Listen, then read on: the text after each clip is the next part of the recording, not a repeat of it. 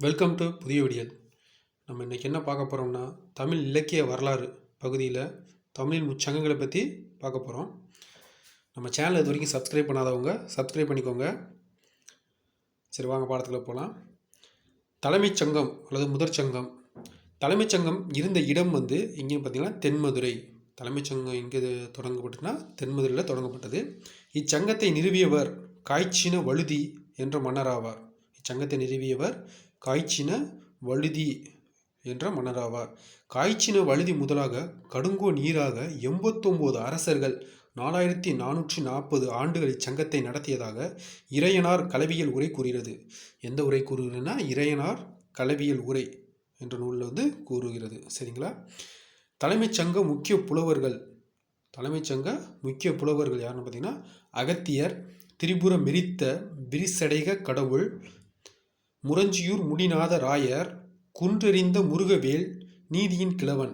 யார் யாருன்னு பார்த்தீங்கன்னா அகத்தியர், திரிபுர மெரித்த விரிசடைக கடவுள், முரஞ்சியூர் முடிநாத ராயர், குன்றெறிந்த முருகவேல், நீதியின் கிழவன் ஆவார். சரிங்களா? புலவர்களின் எண்ணிக்கைன்னு பார்த்தீங்கன்னா 4449 புலவர் இருந்திருக்காங்க. இதில் பாடல் பாடிய புலவர்களின் எண்ணிக்கைன்னு பார்த்தா 549 புலவர்கள் இதில் வந்து பாடல்கள் பாடியிருக்காங்க. இதில் வந்து கவியரங்கு ஏறிய புலவர்களின் எண்ணிக்கைன்னு பார்த்தீங்கன்னா 7 பேர். அதாவது முதற் சங்கத்தில் கவியரங்கு ஏறிய புலவர்களின் எண்ணிக்கைன்னு பார்த்தா 7 பேர் வந்து கவியரங்கு ஏறியிருக்காங்க. பாடப்பட்ட நூல்கள், முதற் சங்கத்தில் பாடப்பட்ட நூல்கள் என்னென்னா அகத்தியம், பரிபாடல், முதுநாரை, முதுகுருகு. அகத்தியம், பரிபாடல், முதுநாரை, முதுகுருகு. அடுத்ததாக வந்து இடைச்சங்கம். இடைச்சங்கம் இருந்த இடம் வந்து கபாடபுரம். சரிங்களா? இடைச்சங்கம் இருந்த இடம் வந்து கபாடபுரம். வெண்தேர் செழியன் என்ற பாண்டிய மன்னனால் வந்து தொடங்கப்பட்டது தான் இடைச்சங்கம். வெண்தேர் செழியன் என்ற பாண்டிய மன்னனால் தொடங்கப்பட்டது இடைச்சங்கம். வெண்தேர் செழியன் முதலாக முடத்திருமாறன் ஈராக 59 அரசர்களால் வந்து இச்சங்கம் வந்து நடத்தப்பட்டது. சரிங்களா? வெண்தேர் செழியன் முதலாக முடத்திருமாறன் ஈராக வந்து 59 அரசர்களால் இச்சங்கம் நடத்தப்பட்டது. சரிங்களா? இடைச்சங்கத்தின் முக்கிய புலவர்கள் யாருன்னு பார்த்தா அகத்தியனார், தொல்காப்பியர், சிறு பாண்டரங்கன், திரையன் மாறன், கீரந்தை, வெள்ளூர் காப்பியன், இருங்கையூர் கருங்கோழி மூசி. திரும்ப பார்த்தோம்னா அகத்தியனார், தொல்காப்பியர், சிறு பாண்டரங்கன், திரையன் மாறன், கீரந்தை, வெள்ளூர் காப்பியன், இருங்கையூர் கருங்கோழி மூசி. சரிங்களா? இடைச்சங்கத்தில் இருந்த புலவர்கள் எண்ணிக்கை பார்த்தா 3700 புலவர் இருந்திருக்காங்க. இதில் பாடல் பாடிய புலவர்கள் எண்ணிக்கைன்னு பார்த்தா 59.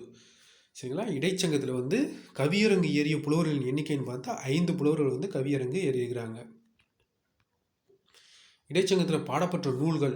இலக்கண நூல் வந்து தொல்காப்பியம், மாப்புராணம், இசை நுணுக்கம், பூதாரணம். தொல்காப்பியம், மாப்புராணம், இசை நுணுக்கம், பூதாரணம். இலக்கிய நூல்கள் வந்து களி, குறுகு, வெண்டொலி, வியாழமாலை அகவை. களி, குறுகு, வெண்டொலி, வியாழமாலை அகவை. சரிங்களா? அதுக்கடுத்த வந்து கடைச்சங்கம். கடைச்சங்கம் இருந்த இடம் வந்து இன்றைய மதுரை. சரிங்களா? முடத்திருமாறனால் தொடங்க பெற்றது. இச்சங்கம் வந்து கடைச்சங்கம் வந்து முடத்திருமாறனால் தொடங்க பெற்றது. முடத்திருமாறன் முதலாக உக்கிர பெருவழுதி ஈராக 49 அரசர்களால் இச்சங்கம் வந்து கடைச்சங்கம் வந்து நடத்தப்பட்டிருக்கு. சரிங்களா? முடத்திருமாறன் முதலாக உக்கிர பெருவழுதி ஈராக 49 அரசர்களால் கடைச்சங்கம் நடத்தப்பட்டது. முக்கிய புலவர்கள்னு பார்த்தா சிறுமேதாவியார், சேந்தம் பூதனார், அறிவுடைய அரணார், பெருங்குன்றூர் கிழார், நல்லத்துவனார், இளந்திருமாறன், நக்கீரர். சரிங்களா? முக்கிய புலவர்னு பார்த்தா சிறுமேதாவியார், சேந்தம் பூந்தனார், அறிவுடைய அரணார், பெருங்குன்றூர் கிழார், நல்லத்துவனார், இளந்திருமாறன், நக்கீரர். இந்த